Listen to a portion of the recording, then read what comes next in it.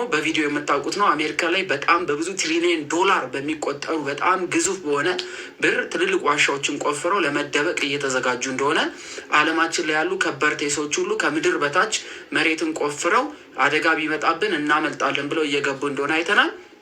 ስለዚህ በዚህ በምዕራፍ 6 ላይ ከቁጥር 12 ጀምሮ ስለዚህ ጉዳይ ነው የሚናገረው የቅዱስ ዮሐንስ ራእይ። በደንብ የሚያስተውል ያስተውል። 6ኛው ማኅተም በተፈታ ጊዜ ዳግመኛም ታላቅ መነዋወጥ ሆነ። ፀሐይ እንደማቅ ጥቁር ሆነ፣ ጨረቃም ሁለንተናዋ እንደ ደም ሆነ። ከዋክብትም ጽኑ ንፋስ በመታው ጊዜ ያልደረሰ ፍሬው እንደሚያራግፍ በለስ ከሰማይ ረገፉ። ሰማይም እንደሚጠቀለል ብራና ተጠቀለለች። ተራሮችም ደሴቶችም ሁሉ ከስፍራቸው ተወገዱ። የምድር ነገስታትና መሳፍንት አለቆቻቸውም ባለጠጎቻቸውም ታላላቆችም ባሪያዎችና ጌቶች ሁሉ በዋሾቻቸው በተራሮች አለቶች ስር ተደበቁ። ተራሮችና አለቶችን ዋሻዎችንም በእኛ ላይ ውደቁ። ብዙ በዙፋኑም ከተቀመጠው ፊት ከበጉም ቁጣ ሰውሩን ብለው እስከ መደበቅ ድረስ ዋሻ ውስጥ እስከ መወሸቅ በዋሻዎች በተራሮች ስር በአለቶች ስር ምናምን በጣም በቃ ይሄ ከእግዚአብሔር ቁጣ ሰውሩን በማለት በእነዚህ ስር እንደተደበቁ እንመለከታለን ማለት ነው። ቅዱስ ዮሐንስ ምን በማለት ይናገራል? ታላቂቷ የፍርድ ቀን ደርሳለችና ይላል። ታላቂቷ የፍርድ ቀን የምጽአት ቀን ማለት ነው። የሰው ልጆች ሁሉ ፍርድ የሚያገኙበት ጊዜ ደርሳለችና ማንም ይቺን ቀን ሊቃወማት የሚችል ማንም የለም በማለት ያስቀምጧል። ስለዚህ ከዚች ቀን ሊተርፉ የሚችሉ ማንም ሰው የለም። ማንም ከእግዚአብሔር ቁጣ አይተርፍም። ማንም መሬት ውስጥ ይግባ፣ ሰማይ ላይ ይውጣ፣ ማርስ ላይ ይቀመጥ፣ ምን ላይ ይቀመጥ፣ ከእግዚአብሔር ቁጣ የሚድን ማንም የለም። ለምን? ዓለሙ ሁሉ የእርሱ ነውና በምን ውስጥም ያለን ሁሉ እግዚአብሔር አምላክ ስለሚመለከተን ቅዱስ ዮሐንስ እንደዚህ እንደሚያደርጉ ይናገራል። ስለ እንደዚህ ያንን ነገር ስትሰሙ እንዳትደነቁ ቅዱስ ዮሐንስ አስቀድሞ የሚሆነውን ነገር ነግሮናል። አሁንም እየሰማን ያለ ነው ይህንን ነው። ስለዚህ እግዚአብሔር አምላክ የፍርድ ቀን አለ፣ ይመጣል። ከዛ ቁጣ ለመዳን ሁላችንም በንስሐ ከእግዚአብሔር ጋር መሆን እንዳለብን አስተምሮን ምዕራፍ 6ን ይጨርሳል። ማህተሞችን እየፈታ ያለው ማን ነው? እነዚህን 7 ማህተሞች መፍታት የሚችለው ማን ነው? እስኪ ከስር ጻፉልኝ። ዮሐንስ ደስ ያለው በቃ አታልቅስ፣ ይህን ማህተም የሚፈታ አለ ብሎ መልአኩ የነገረው ማህተሞችን መፍታት የቻለው ማን ነበር? አንድ ብቻ ነው መፍታት የሚችለው። እርሱ ማን ነው? ማን ያለን? እንግዲህ 6ኛው ማህተም ተፈቷል፣ 7ኛው ገና አልተፈታም። ጌታችን መድኃኒታችን ኢየሱስ ክርስቶስ ብቻ ነው ያንን ማህተም መፍታት የሚችለው። ስለዚህ ክርስቶስ እየፈታቸው እንደነበረ ተመልክተናል ማለት ነው። ምዕራፍ 7 ላይ ታስታውሱታላችሁ። ከዚህም በኋላ በአራቱ ምድር እነዚህ ሁሉ ከተጨነቁ በኋላ የሚመጣው ቁጣ፣ በዚህ በ6ኛው ማዕተብ ላይ የሚመጣው ትልቁ ፈተና፣ ከዚህም በኋላ በአራቱም በምድር ማዕዘን ቆመው 4 መላእክትን አየሁ በማለት ይናገራል። እነዚህ መላእክቶች ተዘግቶባቸው ያሉ የተቀመጡ መላእክቶች ናቸው። እነርሱም ነፋስን በምድር ላይ ወይም በባህር ላይ ወይም በማንኛውም ዛፍ ላይ እንዳይነፍስ 4ቱን የምድር ንፋሳትን አገዱ በማለት ያስቀምጣል። ስለዚህ ምድር በስንት አቅጣጫ ንፋስ ታገኛለች? ምድር በስንት አቅጣጫ ንፋስ ታገኛለች? 4 ሺህ በሰሜን በደቡብ በምዕራብና በምስራቅ በኩል ምድር ንፋስ ታገኛለች። የሰው ልጆች የሚኖሩት እጽዋቶች ሁሉ የሚኖሩት ከ4 በኩል የሚመጣው ንፋስ ነው። ይህ ከእግዚአብሔር ዘንድ ነው የሚመጣው። ስለዚህ ይህን ንፋስ የሚከለክል ማን አለ? እግዚአብሔር አምላክ አለ። እግዚአብሔር አምላክ ስለፈቀደላቸው እነዚህ 4ቱ ንፋሳት አገዱ። ነገር ግን የሕያው እግዚአብሔር ማህተብ የያዘ ሌላኛው መልአክ ከምስራቅ ሲወጣ አየው። ስለዚህ ከምስራቅ በኩል ያ መልአክ ይመጣል ማለት ነው። የማንም ማህተብ የያዘ? የእግዚአብሔርን። ያቺ ማህተሟ ምንድናት? ደም ናት። ስለዚህ የክርስቶስን ደም የያዘ መልአክ እየሮጠ ይመጣል፣ ወይም ደግሞ ወደዚች ምድር ይመጣል። የብስንና ባህርን ሊጎዱ ስልጣን ለተሰጣቸው ለ4ቱ መላእክት ስልጣን ከእግዚአብሔር ተሰጥቷቸው እንጂ በራሳቸው ስለሌላቸው፣ ስለዚህ ለተሰጣቸው ለ4ቱ መላእክት በታላቅ ድምፅ እየጮኸ ይነግራቸዋል። ለእነዚህ ለ4ቱ በምድር ላይ ንፋስ ለከለከሉ እንዳይነፍስ ላደረጉት የአምላካችን ባሪያዎች ግንባራቸውን እስክናትምባቸው ድረስ ምድርንም ቢሆን ወይም ባህርን ወይም ዛፎችን በአንድ ጊዜ ምን አትበሉ አላቸው፣ አታጥፉ። ለምን? የታመኑ ሰዎችን ማህተብ ስለሚያትሙ። ሐሳቢው መሲህ 666 የሚለውን የሰው ቁጥር የሆነ የሐሰት ምልክትን ማህተብ ያትማል። እግዚአብሔር አምላክም ደግሞ እርሱን ለመረጡትና እርሱን ለወደዱት ሁሉ ምን ይላል? በግንባራቸው ላይ ምን እስከምንላለ ማህተቡን እስከምናትምባቸው ድረስ ምድርን በአንድ ጊዜ ምን አትበሏል፣ አታጥፉ ብሎ መልአኩ ከለከላቸው ማለት ነው። የታተሙትንም ቁጥር ሰማ አለ ዮሐንስ።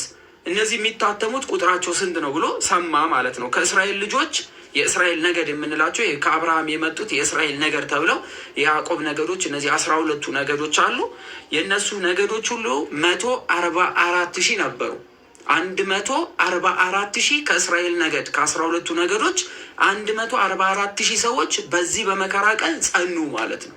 የተመረጡ ሆኑ 144,000 ሰዎች በእያንዳንዱ ነገድ ስንት 12,000 በእያንዳንዱ ነገድ ስንት ሺህ ሰዎች አላቸው? 12,000 እና እነዚህ 12ቱ ነገዶች እነማን ናቸው የሚለውን ነገደ ይሁዳ አለ፣ ነገደ ሮቤል አለ፣ ነገደ ጋድ አለ፣ አሴር ነገድ አለ፣ ንፍታሌም ነገድ አለ፣ ነገደ ምናሴ የሚባል አለ፣ ነገደ ስምዖን፣ ነገደ ሌዊ የሚባል ይሄ የካህናት ወገን የሆነ ነገደ ይሳኮር የሚባል አለ፣ ነገደ ዛብሎን የሚባል አለ፣ ነገደ ዮሴፍ የሚባል አለ። ዮሴፍን ታውቁታላችሁ፣ ተሸጦ የነበረው የያዕቆብ ልጅ ማለት ነው። ነገደ ቢንያም የሚባል አለ። ዮሴፍ ቢንያም ታናሻቸው ማለት ነው፣ የመጨረሻው። እሱን ይዛችሁ ካልመጣችሁ አልሰጥም ያለው ማለት ነው። እንዲሁም ደግሞ እነዚህ ነገዶች በመባል ይታወቃሉ። የይሁዳ ነገድ በማለት 12,000 ነገዶች እንዳሉ ያስቀምጣል ማለት ነው። ይሁዳ ማለት የሁሉም ታላቅ ማለት ነው። በተለይ የእንትናን ያተረፈው እንዲሸጥ ከሚገደል ይሸጥ በማለት ያተረፈው ዮሴፍን እና እነዚህ 12ቱ የእስራኤል ነገድ የሚባሉት የያዕቆብ ልጆች ናቸው። የያዕቆብ እስራኤል ተብሏል አይደለ ስሙ። ስለዚህ እነዚህ 12ቱ ልጆች የእስራኤል ነገድ ተብለው ተጠሩ። እስራኤል ማለት ያዕቆብ ማለት ነው። የያዕቆብ ልጆች ናቸው። ስለዚህ እያንዳንዱ የወለዳቸው ደግሞ ለየብቻ ነገድ ተሰጥቷቸው 12ቱ ነገዶች በመባል ተሾመዋል ማለት ነው። ስለዚህ የእግዚአብሔር ሕዝብ ተብለው ይጠራሉ። እነዚህ 12ቱ ናቸው። አሁን የምታዩቸው ዓለምን ያስጨነቀ እንቅስቃሴ እያደረጉ ያሉት ከነዚህ ከ12ቱ ነገድ ውጭ ሌላ ነገድ የለም ነው። ከዛ በኋላ ማን ሊቆጥራቸው? ከዚህም በኋላ ለዮሐንስ እነዚህ 12ቱን ነገዶች ያሏቸውን ሰዎች ከቆጠረ በኋላ ቁጥር 9 ላይ ከዚህም በኋላ ማንም ሊቆጥራቸው የማይችላቸው ብዙ ሰዎችን አየሁ በማለት ይናገራል። ማንም ሊቆጥራቸው የማይችላቸው ማንም የማይቆጥራቸውን ብዙ ህዝቦች አየሁ፣ ከህዝብና ከአሕዛብ ከነገድና ከልዩ ልዩ ወገን በዙፋኑ በበጉ ፊት ቆመዋል በማለት በጣም ብዙ በጣም እልፍ በጣም ብዙ የሆኑ ከእስራኤል ነገድ ውጭ የሆኑ እልፍ የሆኑ በጣም ለቁጥር የሚያስቸግሩ ሰዎች ተሰብስበው ተመለከትኩ በማለት ነገረን። ነጭ ልብስም ለብሰዋል አለ። ነጭ ከሚለብሱት ብዙ ነገዶች ከተባሉት እግዚአብሔር አምላክ ይቁጠረን። በታላቅ ቃልም በዙፋኑ ለተቀመጠው ለአምላካችን ለበጉ ማዳን ይገባል እያሉ ሲጮህ ተመለከተ። ስለዚህ እነዚህ ወደ ህይወት ምንጭ የመጡት እውነተኛውን ክርስቶስን የወደዱ ነጭ ልብስ የለበሱ እንደሆነ አስታውሶን በዚህ በምዕራፍ 7 ላይ ተምረን ነበረ። ለማስታወስ ያህል ስለሆነ ከላይ ሮጥኩት። ዛሬ እንደ እግዚአብሔር ፍቃድ አዲስ ምዕራፍ እንጀምራለን። ከዚህ እችኛዋ ምዕራፍ ነው መሻገር ብዙ ጊዜ የከበደን። እግዚአብሔር አምላክ የፈቀደው ይሁን። ምዕራፍ 8 የዮሐንስ ራእይ አሁን እንጀምራለን ማለት ነው። የአባታችን የቅዱስ ዮሐንስ በረከቱ በሁላችን ላይ ይደርብን። እግዚአብሔር አምላክ ያስተምረን። እግዚአብሔር አምላክ ጥበቡን እውቀትን ይግለጥልን። ቅዱስ ዮሐንስ የተረዳውን እንድንረዳ በልባችን እንዲጻፍ የመንግስቱ ወራሾች እንድንሆን እግዚአብሔር አምላክ መንገድ ያሳየን። አምነን እንጀምራለን። እግዚአብሔር ያስተምረን። የወርቅ ጥና ስለያዘው መልአክ ነው ይሄ ክፍል የሚናገረው። በተለይ ከዚህ ከቁጥር 1 ጀምሮ እስከ ቁጥር 5 ድረስ ያለው የወርቅ ጥና ማለት ካህናት የሚያጥኑበት ማለት ነው። እሺ ይሄ ካህናት የሚያጥኑበት ጥና ተብሎ ይታወቃል። ጥና ማለት ማጥንት ማለት ነው፣ የሚያጥን ማለት ነው። ስለዚህ የወርቅ ነው የያዘው። ስለዚህ 7ኛው ማኅተም በፈታ ጊዜ እኩል ሰዓት ያህል በሰማይ ጸጥታ ሆነ ብሎ ይጀምራል። አስባችሁታል? እኩሌታ ሰዓቶች 12 አላችሁ አይደለ? እኩሌታው ሰዓት ሰማይ ጸጥ አለ ብሎ ይናገራል። 7ኛው ማኅተም ሲፈታ በመላእክት ከተማ ዝምታ ነው የሆነው። ምንም ያወራ የለም። ምን ያህል አስፈሪ እንደሆነ አስቡት። ለእኩሌታ ሰዓታት ምን ሆነ? ሰማይ ዝም አለ። የሚንቀሳቀስ የሚናገር የሚያመሰግን ምንም የለም። 7ኛው ማኅተም ሲፈታ በሰማይ ታላቅ ዝምታ ለሰዓታት ተፈጠረ። ቀላል አይደለም፣ የሚያስደነግጥ ስለሆነ። በእግዚአብሔርን ፊት የቆሙት 7 መላእክትን አየው አለ። ታላቅ ዝምታ በሆነበት በዛ በሰማይ በእግዚአብሔር ፊት የቆሙ ስንት መላእክት አለ? 7 መላእክት አለቆች ናቸው እነዚህ። እንግዲህ ነገ በታላቅ ድምቀት ከምናከብረው መካከል ቅዱስ ሚካኤል አንዱን። በዚች ቀን ሰማይ ጸጥ ባለችበት ሰዓት 7ኛው ማኅተም ሲፈታ ሰማይ ለእኩሌታ ሰዓት ዝም ባለበት ሰዓት ከነዚህ ከ7ቱ ሊቃነ መላእክት ከምንላቸው መካከል ቅዱስ ሚካኤል አንዱ በእግዚአብሔር ፊት ምን አለ? ቆመ። 7 ቀንደ መለከቶች ተሰጧቸው ለሰባቱ። ሌላ መልአክም መጣ፣ ከሰባቱ ውጭ የሆነ ሌላ መልአክ መጣ፣ በመሰዊያው ፊት ቆመ። በእግዚአብሔር የመስዋዕቱ ፊት በእግዚአብሔር ፊት የሚሰዋበት መሰዊያ አለ። በንጉሱ ፊት የሚሰዋበት መስዋዕት የሚቀርብበት። እነዚህ መላእክት መስዋዕት የሚያቀርቡ ቅዱስ ቅዱስ እያሉ በሚሰግዱበት በዛ በመሰዊያ ፊት መጥቶ ቆመ። የወርቅ ጥና ይዞ ነበር አለ። ይህ መልአክ ምን ይዞ ነበረ? የወርቅ ማዕጥንት። በዙፋኑ ፊት ባለው በወርቁ መሰዊያ ላይ አለ። መሰዊያው የምንድን ነው አለ? የወርቅ። በማን ፊት ያለው? በንጉሱ ፊት ያለው። በደንብ እየሰማችሁ እሺ። በንጉሱ ፊት ባለው በወርቅ መሰዊያ ላይ ይህ 7ኛው ማዕተብ ተፈቶ ሰማይ ጸጥ ባለ ጊዜ፣ ዝም ባለበት ሰዓት፣ 7ቱ ሊቃነ መላእክት በእግዚአብሔር ፊት ሄደው በቆሙበት ሰዓት የአንዱ መልአክ የወርቅ ጥና ይዞ መጥቶ፣ የወርቅ ጥና የሚይዝ ስልጣነ ክህነት ያለው ነው። ስልጣነ ክህነት የሱራፌል ነው እንዳትረሱ። ሱራፊ መጥቶ ያንን የወርቅ ጥና ይዞ በመሰዊያ ፊት ቆመ። በዙፋኑም ፊት ባለው በወርቁ መሰዊያ ላይ ለቅዱሳኑ ሁሉ። ቅዱስ ማለት ምንድን ነው ብሎናል ቅዱስ ጳውሎስ? በክርስቶስ አምኖ የክርስቶስ አካል የሆኑ ሁሉ ያለ ነቀፌታ በፊቱ ለመቆም የተዘጋጁ ሁሉ ምን ተብሎ ይጠራሉ ብለናል? ቅዱሳን።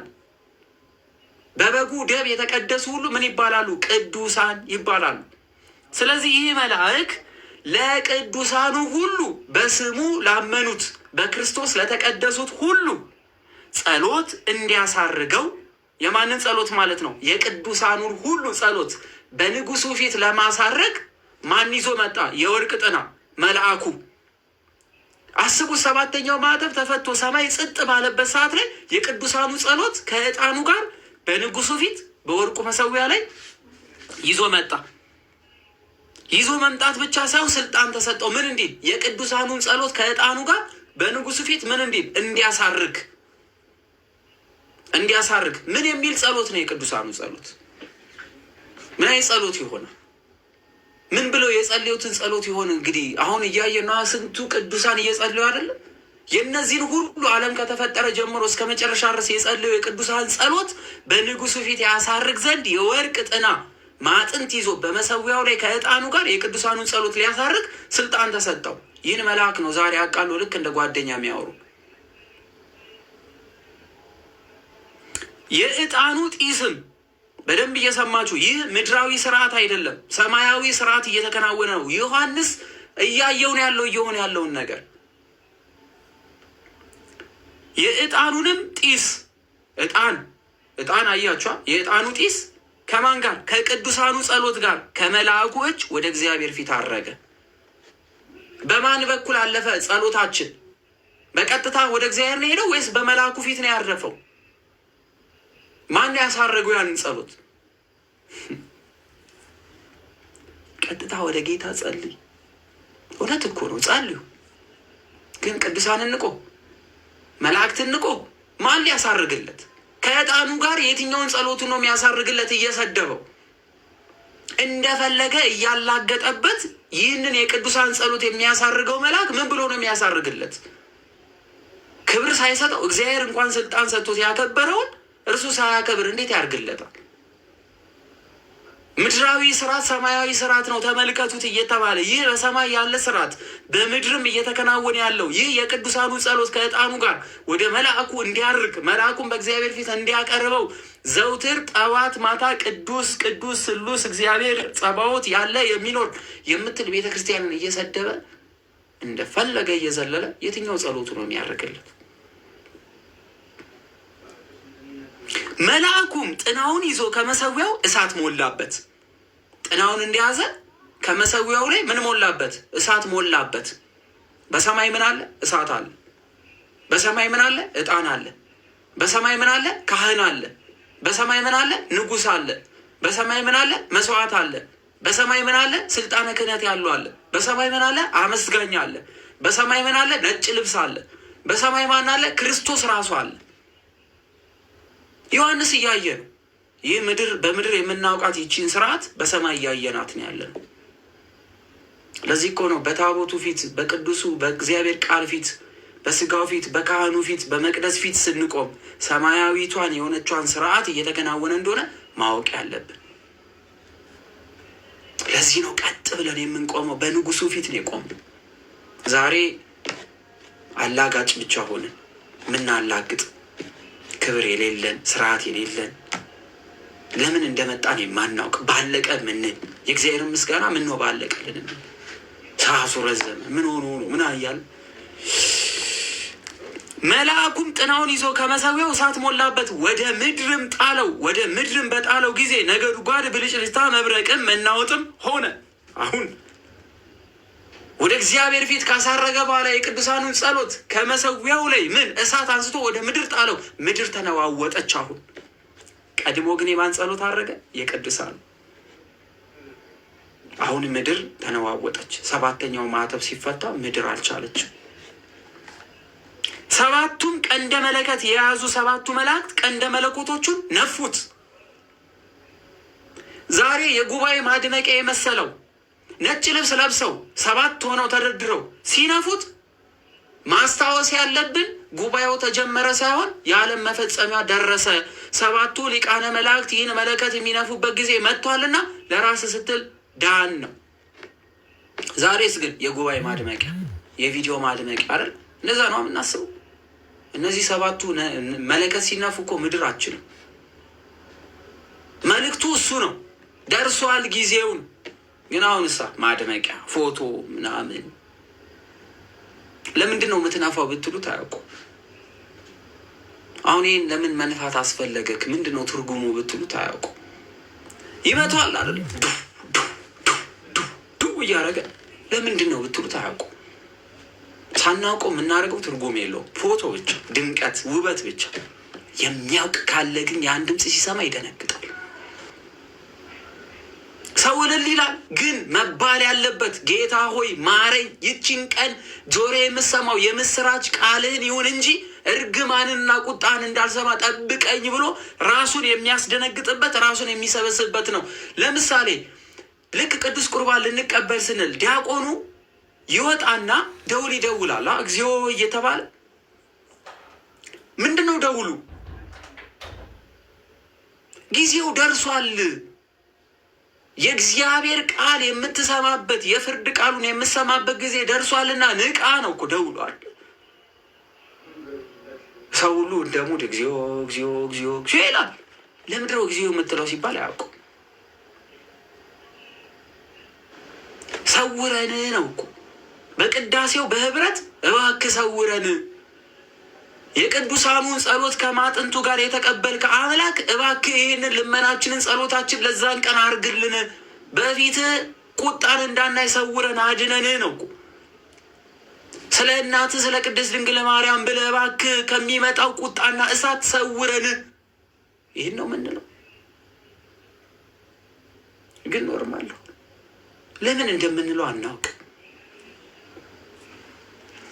ሰባቱን ቀንደ መለከት የያዙ ሰባቱ መላእክት ቀንደ መለኮቶቹ ሊነፉ ተዘጋጁ። አንደኛው መልአክ መለከቱን በነፋ ጊዜ ከአዳም ጋር የተቀላቀለ በረድና ከደም ጋር የተቀላቀለ በረዶና እሳት ሆነ።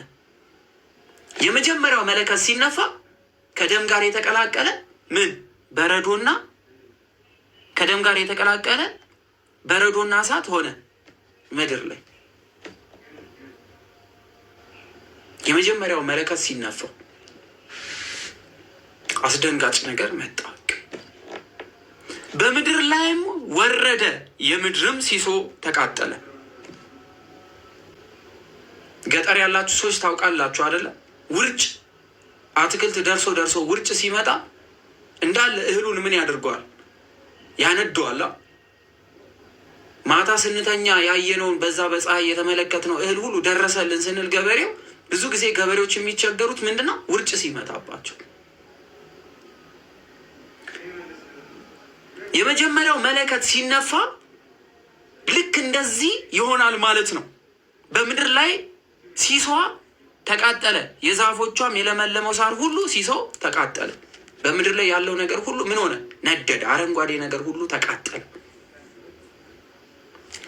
ሁለተኛው መልአክ መለከቱን በነፋ ጊዜ ተራራ የሚያክል ታላቅ እሳት እየነደደ ወደ ባህር ወረደ።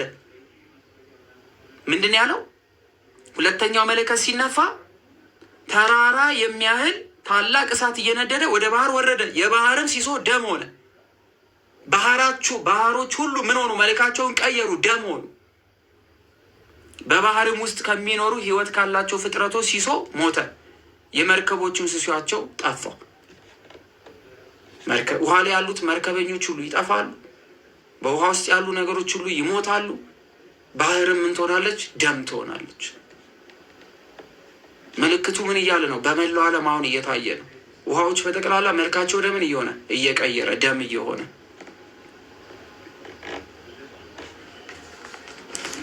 ሶስተኛው መልአክ መለከቱን በነፋ ጊዜ እንደ ችቦ የሚቃጠል ታላቅ ኮከብ ከሰማይ ወረደ። ታላቅ የሆነ ኮከብ ወደ ምድር እየተምዘገዘገ መጣ። በወንዞችና በውሃ ምንጮች ሲሶ ላይ ወደቀ። ወንዝ ደረቀ፣ ምንጮች ደረቁ። ምድር ውሃ መስጠት አቆመች። የዚያችን ኮከብ ስሟ ኤሬቶ ተብሎ ትጠራለች። ኤሬቶ ተብላ ትታወቃለች። ምድር ላይ የምትወድቀው ታላቅ ኮከብ ትወድቃለች። የውሃው ሲሶአቸው ሬት ሆነ። ውሃው በጠቅላላ ሚመር ሆነ፣ ለመጠጣት የማይሆን። ከውሃዎችም ምሬት የተነሳ የሞተው ሰው ብዙ ይሆናል ማለት ነው። ውሃ ከመጠማቱ የተነሳ ይጠጧል፣ ይሞታል። ከውሃው ምሬት የተነሳ ብዙ ሰዎች ያልቃሉ። ከምንጭም ይሆን ከወንዝም ይሆን ሊጠጣ ዝግጁ የነበረው ነገር ሁሉ ምሬቱ ይገላል። በአራተኛው መልአክም መለከቱን በነፋ ጊዜ የፀሐይ ሲሶ፣ የጨረቃ ሲሶ፣ የከዋክብት ሲሶ ተመታ። ፀሐይ ተመታች፣ ጨረቃ ተመታ፣ ከዋክብቶች ተመቱ። የእነዚህ ሲሶ ይጨልም ዘንድ የቀንና የሌሊት ሲሶአቸው እንዳያበራ ጨለመ። ለመጨረሻ ጊዜ ፀሐይ ስትመታ ብርሃኗን አጠፋች፣ ጨረቃ ብርሃኗ ጠፋ፣ ከዋክብት ብርሃን ጠፋ። ምድርና ሰማይ መለየት ከበደ። ምድር በምን ውስጥ ወደቀች? ልክ መጀመሪያ ዘፍጥረት ላይ እንደነበረ ታላቅ ጨለማ በምድር ላይ እንደነበረ ሁሉ ዳግም ጨለማ ወደቀ። ብርሃን የለ፣ መብራት የለ፣ ሻማ የለ፣ ምን የለ እልም። ሰማዩን ከምድር መለየት አይቻል። ጨረቃ የለች፣ ከዋክብት የለ። ሰማዩን አናውቀው፣ ምድሩን አናውቀው፣ ቀን አናውቅ፣ ማታ አናውቅ፣ ጨለመ። ሌሊትና ቀን የሚባሉ የሚለዩልን ነገሮች ጠፉ። ቀን ይሁን ማታ ይሁን መለየት ከበደ። አስቡት ምን ያህል አደገኛ ነገር ከፊታችን እየጠበቀ እንደሆነ። ይሰውረን ምንለው ለዚህ። ከዛ ወዲያ ምን ይላል? አየሁ አለ አንድ ንስር በሰማይ በምድር መካከል እየበረረ በታላቅ ድምፅ ይነፋ ዘንድ ካላቸው ከቀሩት ከሶስቱ መላእክት መለከት ድምፅ የተነሳ በምድር ለሚኖሩ ወየውላቸው፣ ወየውላቸው፣ ወየውላቸው እያለ ሲበራ አየሁት። 4 መለኮቶች ተነፍቷል። 3ቱ መለኮቶች ከመነፋታቸው በፊት ጨለማ ሆኖ ይህንን ንስር አየሁት በምድር ላይ ሲዞር። ምን እያለ? ወየውላቸው፣ ወየውላቸው፣ ወየውላቸው እያለ እየጮኸ ንስሩ ምድር እስከሚሰማ ድረስ እጅግ ከባድ የሆነ ጩኸት በንስሩ በኩል ሲጮህ ሰማሁ አለ። ምዕራፍ 8 ይህንን ታላቅ ጉድ 7ኛው ማተብ ሲፈታ የምድር ስቃይዋ የምትመለከተውን ነገር እየነገረን ነው ዮሐንስ። ቅዱስ ዮሐንስ ምን ያህል ልቡ ተሸብሮ ይሆን? ሰው አይደለ? ያን ዘመን ሲመለከተው ምን ያህል ተሸብሮ ይሆን? ምን ያህል ተጨንቆ ይሆን? በወቅቱ የሚጮሁ ሰዎች ልመናቸው፣ ጩኸታቸው፣ ለቅሷቸውን አይቷል እኮ ዮሐንስ። እስኪ እዛ ቦታ ላይ ራሳችን ስንመለከት እስኪ እናስበው። ምን የምንሆን ይመስላችኋል? ምዕራፍ 9 ላይ እንደዚህ አለ። ንስሩ ከጮኸ በኋላ ምዕራፍ 9 ዮሐንስ ሲጀምር 5ኛው መልአክ መለከቱን በነፋ ጊዜ ኮከብ ከሰማይ ወደ ምድር ሲወድቅ አየሁ አለ። ዳግም ሌላ ኮከብ ወደቀ። ለእርሱም የጥልቁን ምንጭ መክፈቻ ተሰጠው። ሲወድቅ ለጥልቁ ኮከብ ለተባለው ምን ሆነ? መክፈቻ ተሰጠው። የጥልቁ ምንጭ ከፈተ። ጢስም እንደ ታላቅ ምድጃ ጢስ ሆኖ ከጥልቁ ወጣ። ሲመታው ጥልቅ ተዘግቶ የነበረው ተከፈተ። እጅግ ከፍተኛ የሆነ ጭስም ከውስጡ ምን አለ ወጣ። ፀሐይና አየርም ከጥልቁ በወጣው ጢስ ጨለሙ። እልም ያለ ድፍን ያለ ነገር ሆነ ማለት ነው። ድጋሚ ከጢሱም አንበጣዎች ወደ ምድር ወጡ፣ እንደ ምድር ጊንጦችም ስልጣን ተሰጣቸው። አንበጣዎቹ እንደ ምድር ጊንጥ፣ የምድር ጊንጥ ታውቃላችኋ? ከነደፈ ወዲያው ይገላል። መርዙን ማውጣት አይቻልም። ከምድር የወጡት አንበጦች ብሎ ያስቀምጣቸዋል። በግንባራቸውም የእግዚአብሔር ማኅተም ከሌለባቸው ሰዎች በቀር በምድር ያለውን ሳሩን፣ ቅጠሉን፣ ዛፉንም እንዳያጠፉ ታዘዙ። ከምን ውጪ? ከጢሱ አንበጣዎች ወደ ምድር ወጡ፣ እንደ ምድር ጊንጦችም ስልጣን ተሰጣቸው። በግንባራቸው የእግዚአብሔር ማኅተም ከሌለባቸው ሰዎች በቀር በምድር ያለውን ሳሩና ቅጠሉን ዛፉን እንዳያጠፉ ታዘዙ። ስለዚህ የሚያጠፉት ምኖችን ነው ማለት ነው? እነዚህ በግንባራቸው ላይ የእግዚአብሔር ማኅተም የሌለባቸውን ሁሉ እንዲያጠፉ ስልጣን ተሰጣቸው። 5 ወር ሙሉ መከራ እንዲያጸኑባቸው እንጂ እንዳይገድሏቸው ግን ታዘዙ። 5 ወር ሙሉ ስቃይ ይበዛባቸዋል የእግዚአብሔርን ማኅተም ባላደረጉት ላይ ግን መግደል ግን አይችሉም። ግን 5 ወር ሙሉ ስቃይ አለባቸው። ህመማቸው ግን ጊንጥ ሰውን ነድፎ እንደሚያሰቃይ ነው። በእነዚያ ቀኖችም ሰው ሞትን ይሻል አያገኛትም አለ። ሊሞት ይመኛል፣ ሞትም ከእነርሱ ምን ይላል? ይሸሻል። ሞት ለምናችሁት ሲሸሻችሁ አስቡት። መሞት ተፈልጎ መሞት ሳይችሉ ሲቀሩ 5 ወር ሙሉ ሰቃይ። የእግዚአብሔርን ማኅተም በግንባራቸው ያላደረጉ ሰዎች ይህን ያገኛቸው። እግዚአብሔር አምላክን የናቁ ሁሉ፣ በምድር ላይ አፋቸውን የከፈቱ ሁሉ በእግዚአብሔር ላይ ይህ መከራ በላያቸው ላይ አለ። የአንበጦችን መልካቸው እንዲህ ነው አለ። መልካቸውን ሲገልጽ እነዚህ ከምድር የወጡት ልክ እንደ ጊንጥ ህመም የሚሰጡት ለ5 ወራት ያህል የማይገሉ ግን ስቃይ የሚያበዙት እነዚህ መልካቸው እንደዚህ ነው አለ። ለጦርነት እንደተዘጋጁ ፈረሶች ይመስላሉ። መልካቸው ይህ ምንድን ነው? ለጦርነት የተዘጋጀ ፈረስ የተሸለመ ታውቃላችሁ፣ አስፈሪ የሆነ በራሳቸውም ላይ በወርቅ አምሳል የተሰራ አክሊል ነበረባቸው። በወርቅ አምሳል የተሰራ ምን አክሊል ደፍተዋል። አንበጦቹ መልካቸው እንደ ፈረስ ነው። ለጦርነት የተዘጋጀ ፈረስ እንደሚሸለመው የተሸለሙ ናቸው። በላያቸው ላይ ደግሞ የወርቅ አክሊል የሚመስል ነበረባቸው። ፊታቸውም እንደ ሰው ፊት ይመስል ነበር። የአንበጦቹ ፊት ምን የሰው መልክ ይመስል ነበር። ጠጉራቸውም እንደ ሴቶች ጠጉር ነበረ። በላያቸው ላይ ጸጉር አለ። ልክ እንደ ሴቶች ጸጉር ነው። መልካቸው እንደ ሰው። ጥርሳቸው እንደ አንበሳ ጥርስ ነበር። የአንበሳ ጥርስ ኩርንችት አይደለ? እጅግ አደገኛ አይደለ? ልክ እንደ አንበሳ ጥርስ አላቸው። የብረት ጥሩር የሚመስል ጥሩር ነበራቸው። የብረት ጥሩር ማለት ልክ እነዚህ ጦር ሜዳ ሲሄዱ የብረት ልብስ የሚለብሱት ይሄ ጦር ጥይት ምናምን እንዳይመታቸው፣ ጥይት ምናምን አልኩ፣ ጦር ሰይፍ ምናምን እንዳይቆርጣቸው የሚለብሱት ይሄ የብረት ልብስ ልክ እንደዛ የለበሱ ነበሩ። የክንፋቸው ድምፅ ወደ ጦርነት እንደሚጋልቡ እንደ ብዙ ፈረሶ ሰረገላ ድምፅ ነበረ። ክንፍ አላቸው። ሲበሩ በጣም ብዙ ፈረሶች እየጋለቡ እንደሚመጡ አይነት ድምፅ ነበር። የአንዱ ብቻ እንደ ጊንጥ ጅራትም ያለ ጅራት ያላቸው ናቸው። ጭራቸው ልክ እንደ ጊንጥ አይነት የሾለ የጊንጥን ሹል የሆነ ጅራት ታውቃላችሁ። ጅራት ማለት ጭራ ማለት ነው። እላያቸው ላይ እንደዚህ የሚንቀሳቀስ የሚንቀጠቀጥ ልክ እንደ ጊንጥ የሚመስል ጅራት አላቸው አለ። በጅራታቸው መውጊያ አለ። ልክ ጊንጥ እንደሚዋጋው በጅራታቸው ምን ይላሉ? ይዋጋሉ። ሹል ነው። መርዛማ የሆነ ሹል ነገር አላቸው። ሰዎችንም 5 ወር እንዲወጉበት ስልጣን አላቸው። 5 ወር ሙሉ ሰዎችን ሲያገኙ በዛ ሹል በሆነ ነገራቸው ይወጋሉ። አስቡት፣ ምድር ይህንን ነገር ታያለች። አያስፈራም? እነዚህ ነገሮች መውጋት የማይችሉት የእግዚአብሔር ማኅተም በላያቸው ላይ ያለባቸው 12ቱን የእስራኤል ነገድና የተመረጡትን ግን መውጋት አይችሉም። እግዚአብሔርን የናቁና በላያቸው ላይ ማኅተም የሌለባቸውን ሁሉ ግን ለ5 ወራት በምድር ላይ ያሰቃያሉ፣ ግን አይገድሏቸው። የእግዚአብሔር የሆንን ከዚህ ነገር እንሰወራለን። በእነርሱም ላይ የጥልቅ መልአክ ንጉሥ አላቸው። የጥልቁ መልአክ ንጉሥ በእነሱ ላይ ምን አላቸው? ስሙም በዕብራይስጥ አብዶን ተብሎ ይታወቃል። የነዚህ አለቃ አብዶን ተብሎ ይታወቃል። የጥልቁ መልአክ ነው።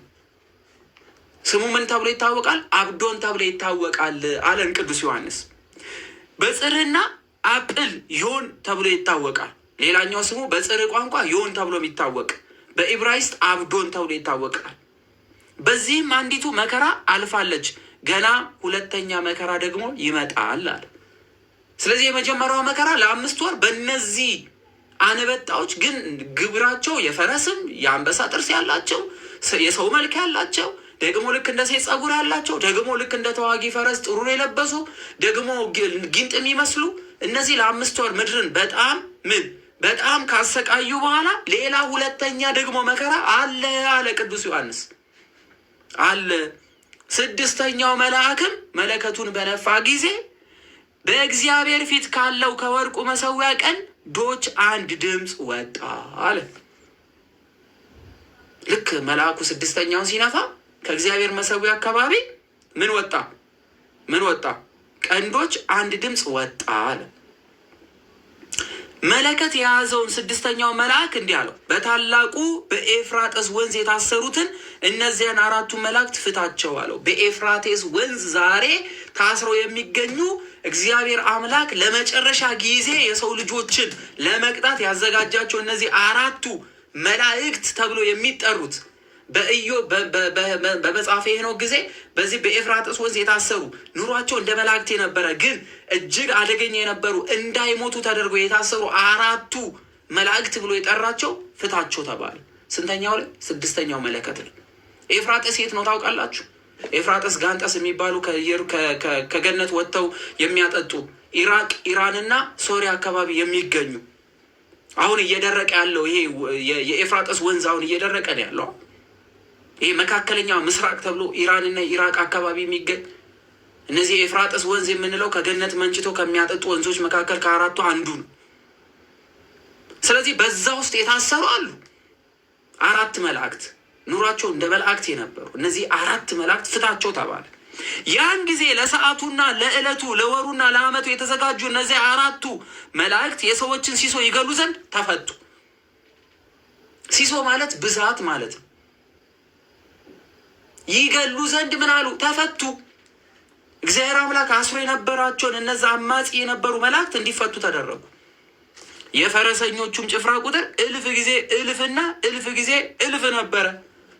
እነዚህን 4ቱ መላእክት የሚከተሉ ታላቁን ጦርነት ለማድረግ የተዘጋጁ ዛሬ የምታዩቸው ኑክሌር የሚያዘጋጁ ጦርነት ለመክፈት እየተዘጋጁ ያሉ እየተደራጁ ያሉ ሀገራት 1000 አላፍ ነው ከነዚህ ጋር ተዘጋጅተው የሚወጡት። ቁጥራቸውንም ሰማው። ፈረሶቹንና በእነርሱ ላይ የተቀመጡትን እንዲህ በራእይ አየው። እሳትና ያክንት ዲንም የሚመስል ጥሩር ነበራቸው አለ። እጅግ በጣም የሚያስፈሩ የለበሱት ልብስ እሳት የሚመስል ጥሩር የሚመስል የሚያስደነግጥ ልብስ ለብሷል። ቁጥራቸው 1000 አእላፋት ናቸው። የፈረሶቹም ራስ እንደ አንበሳ አይነት ራስ ነበረ። ፈረስ ናቸው፣ ግን ጭንቅላታቸው አንበሳ ነው የሚመስለው። ግማሽ ፈረስ ግማሽ ጭንቅላታቸው ፈረስ አንበሳ የሚመስል የተቆጣ ከአፋቸው ደግሞ እሳትና ጢስ ዲን ይወጣ ነበራል። ከነዚህ ሰዎች ከነዚህ ከሚጋልቡት ፈረሶቹ መሃል የሚወጣው እሳትና ጥሩር በጣም ጭስ ይወጣ ነበራል። ከአፋቸው በሚወጣው በእሳቱ በጢሱና በዲኑ በእነዚህ 3 መቅሰፍቶችን የሰዎችን ሲሶች ገደሉ አለ። በእነዚህ ምክንያት ስንት መቅሰፍት? 3 መቅሰፍት። የፈረሶቻቸውም ስልጣን በአፋቸውና በጅራቶቻቸው ነውና ጅራታቸው እባብ ይመስል ነበረ ደግሞ አለ። ስለዚህ እነዚህ አንበሶች ተቀምጦባቸው የሚሄዱት እነዚህ አንበሶች በአፋቸው እሳት በጅራታቸው ደግሞ እባብ ነበረ። ጅራት ማለት ጭራቸው እባብ ነበራል። ስለዚህ ይናደፋሉ። በአፋቸው እሳት ነው የሚተፉት፣ በጭራቸው ደግሞ ይናደፋሉ። ራስም አላቸው። ስለዚህ እዚህ ጅራታቸው ወይም ጭራቸው ላይ ጭንቅላት አለ፣ ራሱን የቻለ ሌላ ደግሞ ጭንቅላት፣ ልክ እንደ እባብ አይነት ጭንቅላት መርዝ ያለ። በእነርሱም ይነደፋሉ አለ። ግማሹን ይነድፉታል፣ ግማሹን ደግሞ ያቃጥሉታል። ከፊት ለፊት የሚመጣውን በአፋቸው ያቃጥሉታል፣ ከኋላ የቀረውን ደግሞ ይነድፉታል። እንደዚህ አይነት አደገኛ የሆነ ነገር ተገለጠ። በእነዚያ መቅሰፍቶች ያልመቱ የቀሩ ሰዎች ደግሞ ነበሩ። ይህ መቅሰፍት ደግሞ ያላገኛቸው ደግሞ ከዚህ ቁጣ ደግሞ የተረፉ አሉ። ለአጋንንትና አጋንንትን ያዩ ወይም ይሰሙ ወይም ይሄዱ ዘንድ ለማይችሉ ከወርቅና ከክብር ከናስና ከድንጋይ ከእንጨት ለተሰሩ ጣዖታት እንዳይሰግዱ ስለ እጃቸው ስራ ንስሐ አልገቡም። ለጣዖታት የሰገዱ ለሰይጣን የሰገዱ ለእነዚህ ደግሞ የሚተርፉት ደግሞ ጭራሽ ንስሐ ያልገቡት ናቸው፣ ተርፈዋል። ስለዚህ ደግሞም ስለ መግደላቸው ቢሆን ወይም ስለ አስማታቸው ወይም ስለ ዝሙታቸው ወይም ስለ ስርቆታቸው ንስሐ አልገቡምና ሌላ ቅጣት ተዘጋጀላቸው። ሌላ ደግሞ አደገኛ ቅጣት፣ ኃጢአተኞቹና እየገደሉ ያሉት የእግዚአብሔር ማህተብ ያለባቸው እየተረፉ ነው ያሉት። እነዚህ ግን ንስሐ ያልገቡ ሱባኤ ያልገቡ እግዚአብሔር አምላክን ያልደመኑ ምን እየተዘጋጀባቸው ሞት። ስለዚህ አልገቡም እናልና ምዕራፍ 10 እንቀጥል። ምዕራፍ 10 እሺ ደቂቃ አለ። ከዚህም በኋላ ሌላ ብርቱ መልአክ ደመና ተጎናጽፎ ከሰማይ ሲወርድ አየሁ አለ። ምን ተጎናጽፎ? ደመና። ምን ሲል? ከሰማይ ሲወርድ አየሁ አለ።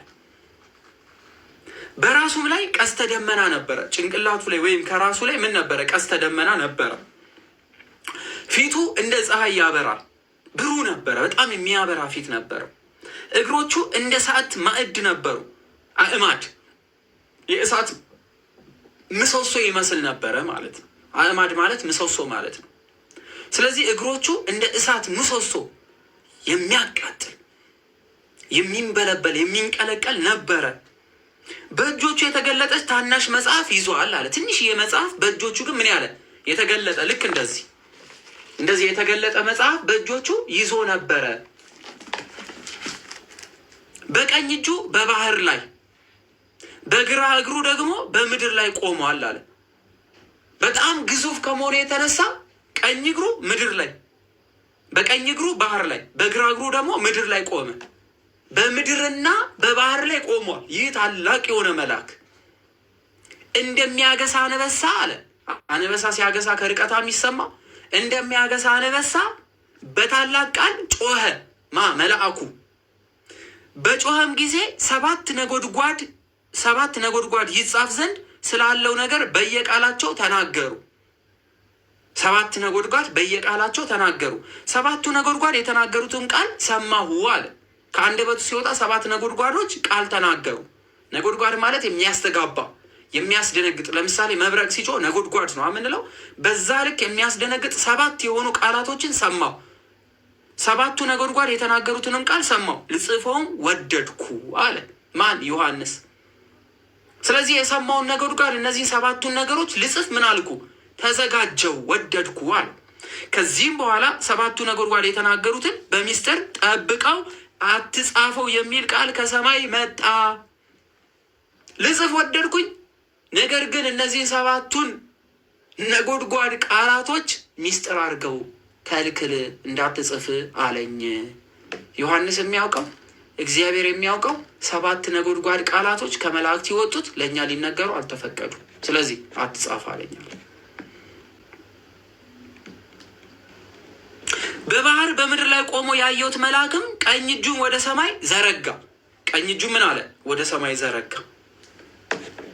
ሰማይንም በውስጡ ያለውን ሁሉ፣ ምድርንም በውስጡ ያለውን ነገር ሁሉ፣ በባህርም በውስጡ ያለውን ነገር ሁሉ በፈጠረው ከዘላለም እስከ ዘላለም ሕያው ሆኖ በሚኖረው ምሎ።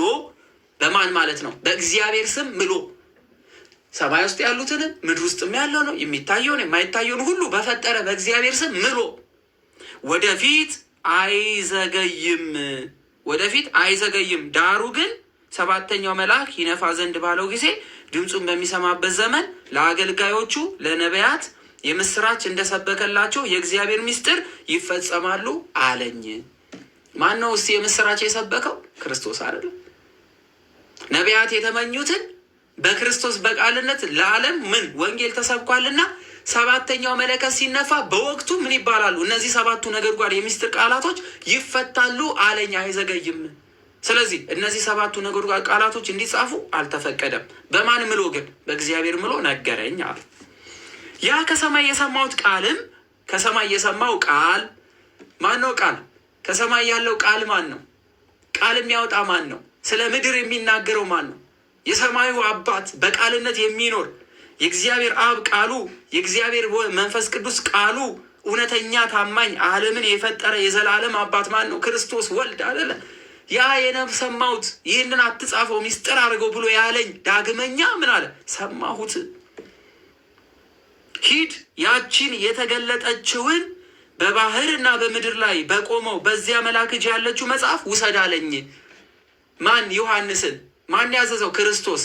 በማን እጅ ያለውን? በመልአኩ እጅ ያለችውን ያቺ የተከፈተችዋን መዝገብ ሂድና ውሰድ አለኝ። በምንና በማን የቆመው? በባህርና በየብስ ላይ የቆመውን የመልአኩ እጅ ያለችዋን መጽሐፍ ውሰድ አለኝ አለ። ወደዚያ መልአክም ሄጄ አለ ቅዱስ ዮሐንስ፣ ወደዛ መልአክም ሄድኩና ያቺን መጽሐፍ ስጠኝ አልኩት አለ። መልአኩን አለ አይ አምጣ፣ እኔ ክርስቶስ አዞኛል ብሎ አልመነጠቀው። ያቺን መጽሐፍ ምን በለኝ ስጠኝ አልኩት። እርሱም ውሰዳትና ብላት፣ ሆድህንም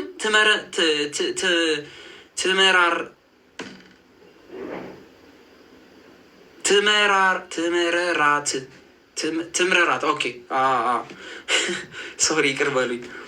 ውሰዳትና ብላት፣ ሆድህንም ትምረራት፣ በአፍህ ግን እንደ ማዕር የምትጣፍጥ ትሁንልህ አለኝ። ስለዚህ ያቺ መጽሐፍ ውሰዳትና ብላት አለ። እወቃት ማለት ነው። እንደዚህ ወስዶ እንዲህ የሚበላ ምናምን አይደለም።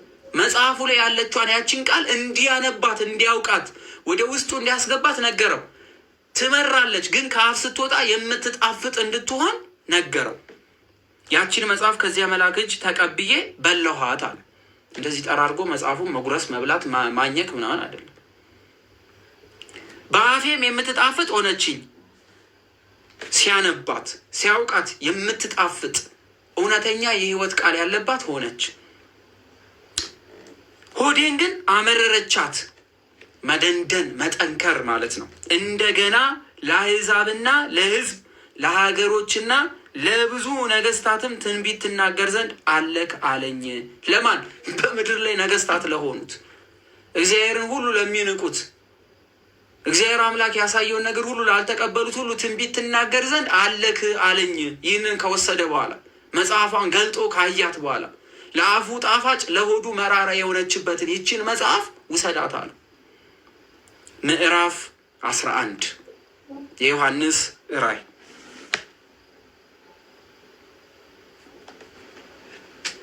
እግዚአብሔር አምላክ ከፈቀደ ነገ እንቀጥላለን። የዮሐንስ ራእይ ምዕራፍ 11 ላይ ደርሰናል ማለት ነው።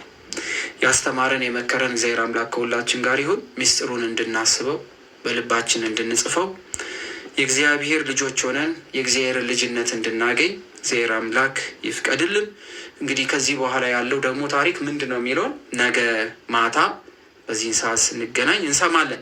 አሁን በቀጥታ ከአራቱ ወንጌላውያን መካከል የቅዱስ ማርቆስን ወንጌል ጠዋት ጀምረናል። አሁን ምዕራፍ 2 እንቀጥላለን ማለት ነው። ከአንድ ደቂቃ በኋላ ሁላችንም የማርቆስን ወንጌል ምዕራፍ 2 እንግለጥ። ሁላችንም እንዘጋጅ።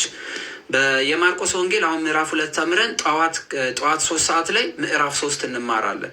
ስለዚህ እንደዚህ ስለሆነ የምንማረው በደንብ አድርጋችሁ ተከታተሉ። ጠዋት ማታ እያደረግን እየቀጠልን ቶሎ በዚህ መስከረም ሳይገባ በፊት 2018 ሳይገባ እግዚአብሔር በፈቀደልን ሙሉ ለሙሉ የአዲስ ኪዳን ትምህርትን እንጨርሳለን ማለት ነው። በጣም ከጊዜ ጋር መሮጥ ስላለብን፣ ስለዚህ ሙሉ ለሙሉ የአዲስ ኪዳን ትምህርት ከዮሐንስ ጀምረን እንግዲህ ከሐዋርያ ከቅዱስ ማቴዎስ ጀምረን እስከ ዮሐንስ ራእይ የደረስን ነው። ስለዚህ አራቱን ወንጌል ዘልዬ ስለሆነ ከሐዋርያ ስራ የጀመርኩትኝ አራቱን ወንጌል ወደ ወንጌል አድርጉ ወደ የዮሐንስ ራእይ ማታ እየጨረስን ግን አራቱን ወንጌላውያን ቶሎ መማር ስላለብን ከጊዜ ጋር ነው። መስከረም 10 የሁላችሁ ምርቃት ይሆናል። የምትፈተኑ ተማሪዎች እየተማራችሁ ያላችሁ መማር አለባችሁ። ቶሎ ብለን ወንጌል ጨርሰን 2018 ሳይገባብን በፊት ምን እናደርጋለን? ጠዋት የማንችላለን ጠዋት አንችልም እያላችሁኝ ነው ወይ ጉድ! እሺ ምን ላድርግላችሁ? በመድኃኒዓለም እሺ ጠዋት ስርዓተ ቤተክርስቲያን እሺ ቀጥልላችኋለሁ። እሺ ተውት በቃ ወንጌሉን ማታ እንማር። እሺ እንዳትቸገሩ ሁላችሁ እንድትማሩ ማታ ወንጌሉና ዮሐንስ ራእይ እንማር። በተቻለን አቅም አንዳንድ ምዕራፍ አልነበር የምንማረው። ማታ ማታ 2 ምዕራፍ እናደርገዋለን። እስከ 3 ሰዓት የነበረውን ቢያንስ እስከ 4 ሰዓት ገፋ እናርግሽ። ትስማማላችሁ? እስከ 4 ሰዓት ገፋ እናርገው የወንጌል ለመማር። ጠዋት ጠዋት ደግሞ ስርዓተ ቤተ ክርስቲያንና አንዳንድ ትምህርቶችን እሰጣችኋለሁ። እሺ፣ እግዚአብሔር ከሁላችን ጋር ይሁን። ሼርና ታቡን አንዴ ከፍ አድርጉትና ከዛ ወዲያ እንቀጥል። እሺ፣ ማታ ማታ አረኩት፣ ይኸው ተውኩት የጠዋቱ። እሺ፣ ሼር አድርጉት። መጣ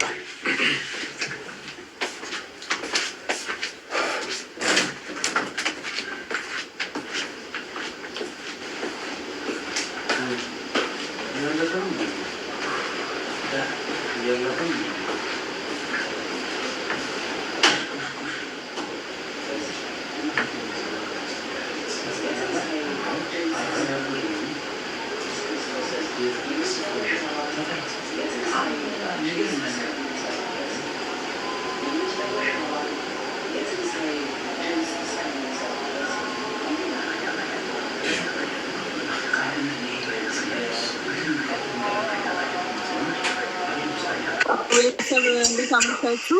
የክርስቶስ ጸጋ በሰላም ይብዛላችሁ። በተሳላችሁ ሼር ኮፒ ሊንክ አድርጉ።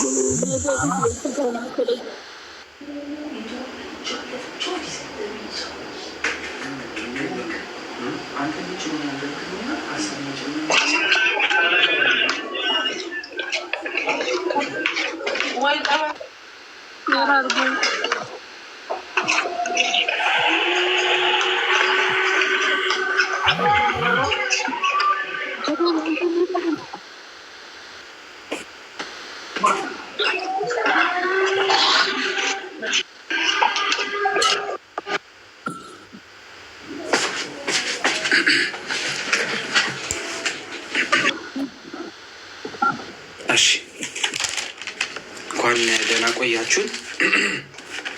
እሺ፣ ወደ ቅዱስ ወንጌል ትምህርት እንሂድ። ሁላችሁም ሼር እና ታቡ እንዳታቋርጡት፣ እግዚአብሔር አምላክ ይርዳን። ወደ ወንጌል ትምህርት እንሄዳለን። ጠዋት ያልተማራችሁ ሰዎች ብዙዎች አላችሁ። ብዙ ሰው ነው ያልተማሩ ጠዋት።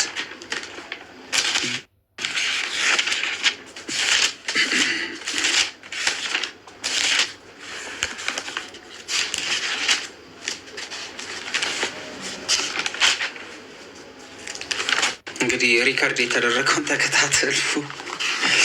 በጣም ብዙ ነው ጠዋት ያስተማርኩትና ምዕራፍ አንድ በጣም ብዙ ነው። ጠዋት እንግዲህ ያስተማርኩትን ሪከርድ ያደረጋችሁ ሰዎች አላችሁ? ሪከርድ አድርጋችኋል? እሺ፣ ሪከርድ ያደረጋችሁ እንግዲህ ፖስት አድርጉላቸው። በጣም አሪፍ። እሺ፣ እግዚአብሔር ይስጥልኝ። ምዕራፍ 2 እንጀምር። እንግዲህ ጠዋት ስላስተማርኩኝ ያው ምዕራፍ 1ን አንብባችሁ ጥያቄ የፈጠረባችሁ ነገር ካለ ንገሩኝ። የሚያስተምር እግዚአብሔር አምላክ ከሁላችን ጋር ይሁን።